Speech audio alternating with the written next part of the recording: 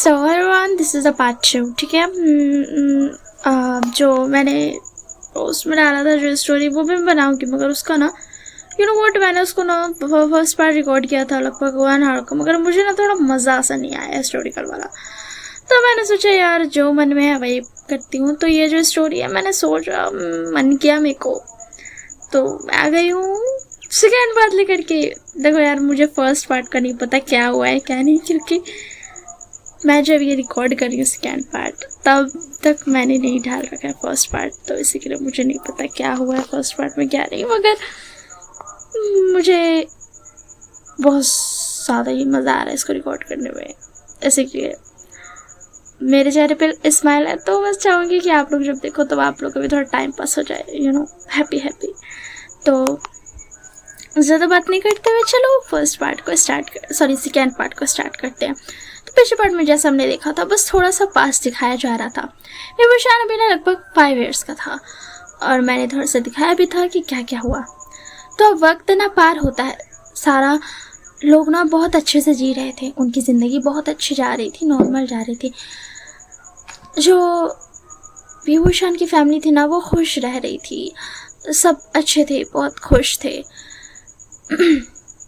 विभूषण और बड़ा होता है, ऐसे ही वक्त बीतता है, वो लगभग 12 to 13 ईयर्स का हो जाता है। उसे फील होने लगता है अब कि कुछ तो गड़बड़ होने लगा है, शायद मॉम डैड की कंपनी में कुछ हो रहा है, कुछ तो हो रहा है, जिसकी वजह से वो बहुत ज़्यादा ही ना टेंशन में रहने लगे हैं। मगर विभूषण को कुछ पता नहीं था कि आखिर हो क्या रहा है, उसे समझ नहीं आ रहा था कि वो कर क्या सकता है। देखो यार, मुझे नहीं पता ये स्टोरी हो सकती है लंबी हो, मतलब पार्ट्स वाइज में।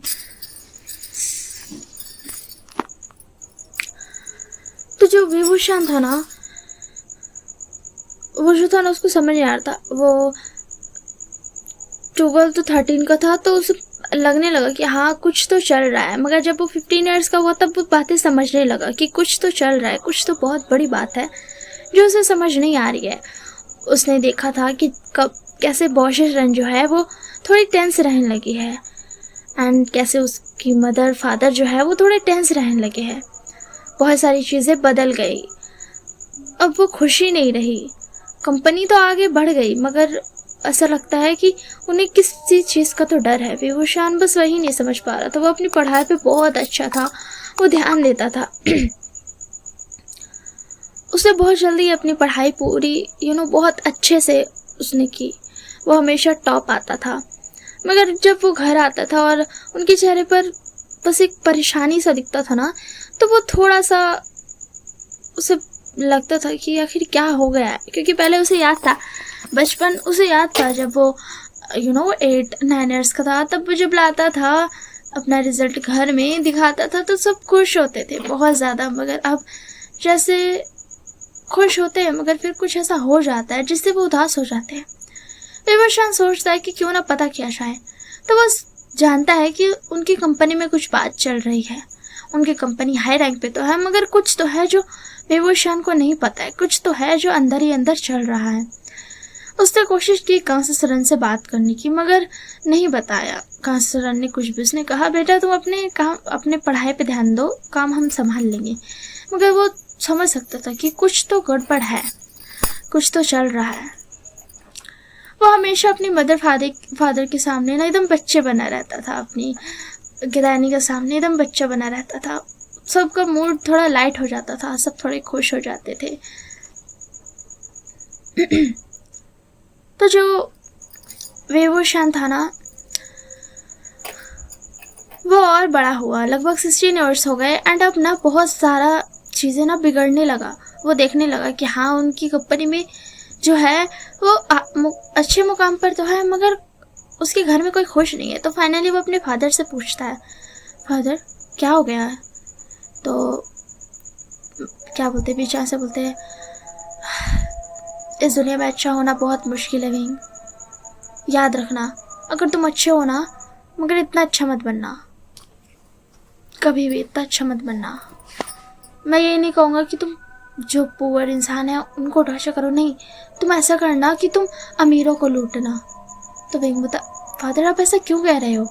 तो विजय से बता, देखो बेटा ये दुनिया ना बहुत ज़्यादा जालिम है, यहाँ पर अगर पूरे दिल से तुम अच्छे रहोगे ना तो तुम नहीं जी पाओगे, तुम सरवाइव नहीं कर पाओगे। तो विंग थोड़ा सा उसको समझ नहीं आता है कि वो क्या बोले, वो थोड़ा सा अपने ही मन में उलझ सा जाता है। तो फिर भी जैसे बोलते हैं, तुम्हें पता है विंग, हम ना, मैं और तुम्हारी माँ और तुम्हारी ग्रैनी, हम सब ना बहुत अच्छे हैं। हम बेवकूफ़ नहीं हैं, मगर हम बहुत अच्छे हैं। हमने आज तक कभी भी कुछ भी गलत काम नहीं किया है। तो विंग बोलता, हाँ फादर, मैंने ये देखा है, आपने आज तक कुछ गलत काम नहीं किया एंड मैं इस बात के लिए प्राउड हूँ। तो विशाल से बोलता, मगर बेटा, हमने जो है ना बुरे लोग, जो अमीर है, उन्हें रोका भी नहीं। हमारे पास इतना पैसा होने के बाद भी हमने उन्हें बर्बाद नहीं किया। ये हमारी गलती रह गई। हमें नहीं पता कि हम तुम्हारे साथ कब तक रहने वाले हैं, शायद हम बहुत जल्द चल रहे हैं। तो विंग बोलता, फादर आप ऐसा क्यों कह रहे हैं? तो विशाल से बोलता, देखो बेटा, मुझे नहीं पता, मगर मुझे ऐसा लगता है कि हम बहुत जल्द चले जाएंगे, हमारा वक्त हो गया है। मुझे डर लग रहा है, मगर मैं तुम्हें एक बात बताना चाहता हूँ, कभी भी ना बहुत ज़्यादा अच्छे मत होना। पुअर्स की तुम कुछ मत करना। पुअर्स को अगर तुम नहीं करना चाहते हो तो उन्हें छोड़ देना, मगर जो अमीर है ना, उन्हें मत छोड़ना। उनकी सारी फाइनेंसेस ना खा जाना, ख़त्म कर देना उन्हें। और जो पुअर भी होंगे ना, वो भी अगर बुरे होंगे ना, तो उन्हें भी मत छोड़ना। फ़र्क नहीं पड़ता कि वो पुअर है या रिच, वो गलत है, बस इससे फ़र्क पड़ता है। उन्हें अनदेखा मत करना, उन्हें बर्बाद कर देना, कभी किसी को ना माफ़ मत करना अपनी ज़िंदगी में। तो मगर फादर, आपने तो हमेशा बताया था कि मुझे माफ़ करना चाहिए सबको। तो कहाँ से रन आती है, अंदर से बोलती, बेटा, हमने बताया था माफ़ करना चाहिए, मगर तुम आसानी से माफ़ मत करना। तुम बिना उसको उसके किए की सज़ा दिए बगैर ना कभी माफ़ मत करना। तो विंग बोलता, मदर आप ऐसा क्यों कह रहे हो? आप दोनों ऐसा कह क्यों रहे हो? पहली बार मैंने ऐसा देखा है कि आप लोग ऐसे बात कर रहे हो, मुझे यकीन नहीं हो रहा है। आप लोग ऐसे बात क्यों कर रहे हो मदर फादर? तो कंस्टेंट बोलती है, देखो बेटा, हम बेवकूफ़ थे, हम बहुत सारे हमने फ्रॉड्स देखे, मगर हमने उन्हें जाने दिया, वो चले गए। मतलब हम बस उन्हें निकाल दिया हमने, मगर हमने उन्हें बर्बाद नहीं किया, उन्हें पनिश नहीं किया ताकि वो दोबारा ऐसा नहीं करते। हम बस उन्हें छोड़ दिए। तो विंग बोलता है, मदर फादर, मुझे समझ नहीं आ रहा मैं क्या करूं। बचपन से आपने मुझे सब कुछ अच्छा सिखाया, तो आज ऐसा क्यों? तो जो काउंसलर होती है वो बोलती है, देखो बेटा, हम ये नहीं कहते कि माफ़ मत करना, मगर इससे पहले कि वो अपना सबक न सीख जाए, माफ़ मत करना। उसे दिखा देना कि उसने टक्कर किससे ली है। छोटी से छोटी गलती की भी सज़ा होनी चाहिए। तो विंग बोलता, मदर मैं कुछ समझ नहीं रहा हूँ, बचपन से आपने मुझे। तो उसे मैंने बॉस सुनाती है और बोलती, विंग, मैंने भी अपने बेटे को बचपन से यही सिखाया, मगर मैं ये भूल गई थी कि दुनिया बदलती है। दुनिया मेरे ज़माने जैसी नहीं रही। उस ज़माने में बहुत कम लोग थे ऐसे, मगर इस ज़माने में बहुत ज़्यादा लोग हैं। जब ये टीनेजर्स थे ना, तब भी इतने नहीं थे, मगर अब जैसे ही वक्त बीता, जब तुम्हारी टीनेज की टाइम आई, तब तक वक्त बहुत बदल गया। अब दुनिया बहुत बदल गई है विंग। तो विंग बोला, ग्रैनी मैं कुछ समझा नहीं। तो बॉसन बोलती, देखो बेटा, मैंने भी अपने बच्चों को ना हमेशा यही सिखाया, माफ़ कर देना चाहिए, माफ़ करने वाला सबसे बड़ा होता है। मगर अब मैं भी यही कहूँगी, माफ़ करके बड़ा बनने की कोई ज़रूरत नहीं है। जिसको सज़ा मिलनी चाहिए उसे सज़ा देनी चाहिए, चाहे वो गलती छोटी हो या फिर बड़ी। तुम्हें नहीं सोचना चाहिए कि किसने क्या गलती की और किसने क्या नहीं, बस सज़ा दे दो, समझे विंग? तो विंग बता, ग्रैनी मगर।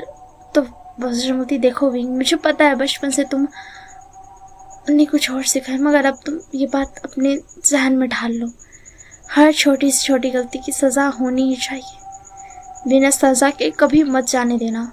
माफ़ करने वाला बड़ा होता है, मगर तुम्हें बड़ा बनने की ज़रूरत नहीं है ज़्यादा, तुम मीडियम ही ठीक हो।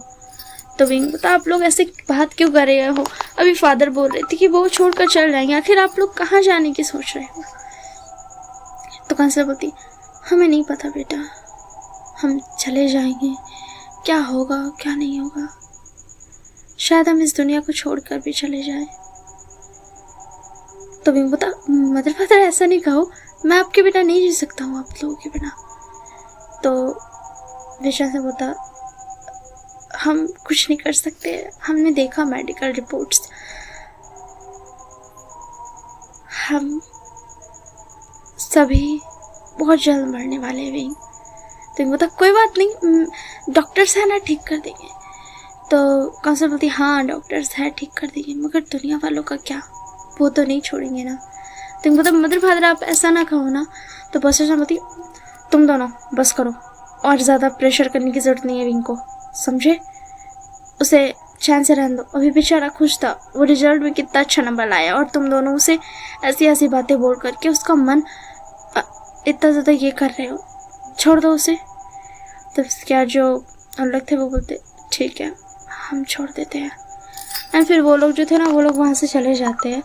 विंग जो था यहाँ बैठकर सोचते कि आखिर क्या हो गया।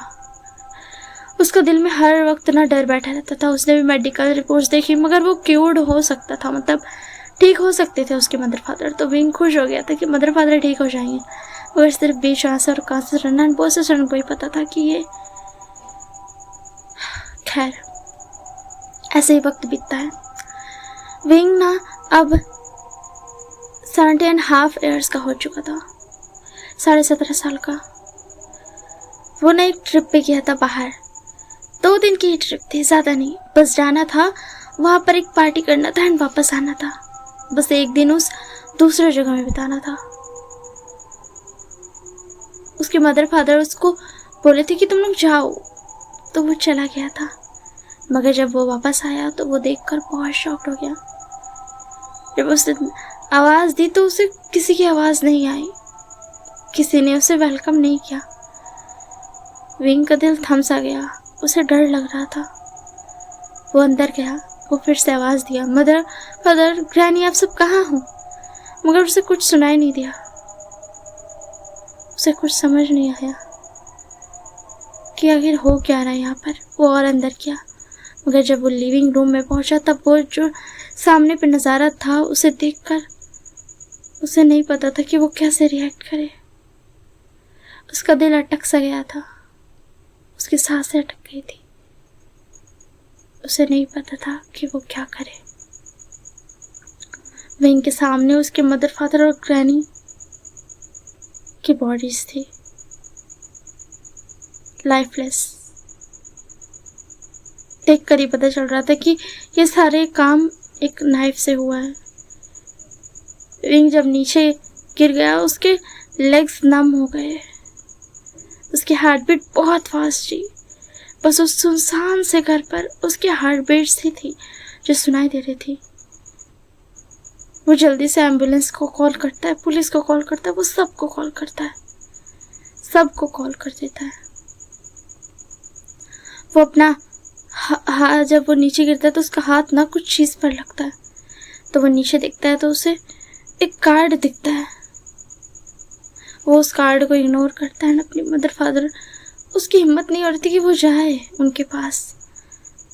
थोड़ी देर बाद उसे एम्बुलेंस की आवाज़ आती, मगर जैसे ही डॉक्टर आती है अंदर लेने के लिए, नर्स आती है, पता चलता है कि there is nothing left, everyone is gone. कुछ नहीं बाकी था, सब कुछ ख़त्म हो गया था। विंग को समझ नहीं आ रहा था क्या करे, क्या बोले। विंग जो होता है फाइनली अपने मदर फादर की फिनर करके वापस आ जाता है। उसे उस घर में बहुत अकेला फील हो रहा था। उसे वो सारी यादें याद आ रही थी, कैसे उसने अपने मदर फादर के साथ वो रहा, वो घूमा फिरा, उसका पूरा बचपन से लेके बड़ा होने तक। वो अपनी मदर फादर के क्लोथ्स को बस उनसे लिपटा रहा। ऐसे ही कुछ दिन बीते, 1 महीने तक विंग डिप्रेशन में था। मगर उसे फिर एक चीज याद आया कि उसे कुछ अजीब था, क्योंकि जब 1 महीने बाद पुलिस के जो लोग होते हैं वो वापस आए तो बोले कि उनके पास ऐसा कोई प्रूफ नहीं है कि वो जो था वो मर्डर था, वो तो बस एक तो विंग शॉक्ड हो गया कि क्या बोल रहे हैं।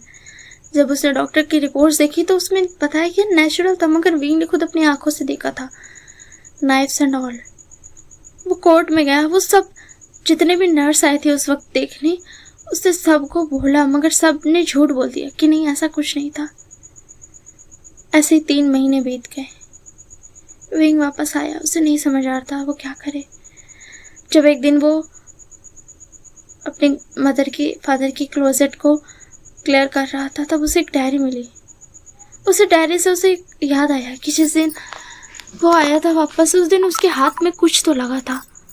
तो विंग जो था वो दौड़ करके जाता है लिविंग रूम में। वो देखने लगती है कि जो हाथ में जो उसका लगा था ना, उसको विंग बस ऐसे ही झटक दिया था। तो विंग आसपास देखता है तो वो देखता है कि एक कार्ड है, बिजनेस कार्ड। वो उस कार्ड को उठाता है, उसमें वैन कंपनी लिखा था। मतलब कि आखिरी बार वैन कंपनी ने यहाँ विजिट किया था। वो सारे सीक्रेट कैमरास जो होते हैं उन्हें निकालता है, सबको कोर्ट के पास पेश करता है, मगर उसे कुछ भी जस्टिस नहीं मिलता है। तो जो वीवो शान था ना, वो उसे याद आता है मदर फादर की डायरी। तो वो चला जाता है अपने मदर फादर की डायरी पढ़ने के लिए। That's all for this part. अब हम मिलेंगे नेक्स्ट पार्ट में। हाँ, मुझे पता है छोटा छोटा पार्ट है, मगर ये बेटर है क्योंकि स्टोरी अच्छा करना है। पार्ट छोटा होगा तो चलेगा। Bye bye, take care of yourselves.